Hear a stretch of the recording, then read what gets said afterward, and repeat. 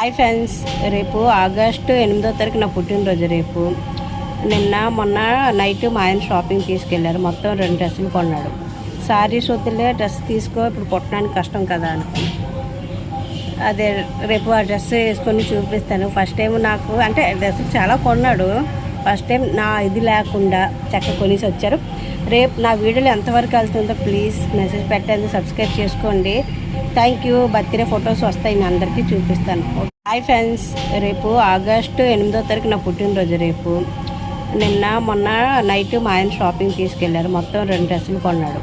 శారీస్ వద్దులే, డ్రెస్ తీసుకో, ఇప్పుడు కొట్టడానికి కష్టం కదా అనుకుని అదే రేపు ఆ డ్రెస్ వేసుకొని చూపిస్తాను. ఫస్ట్ టైం నాకు అంటే డ్రెస్ చాలా కొన్నాడు.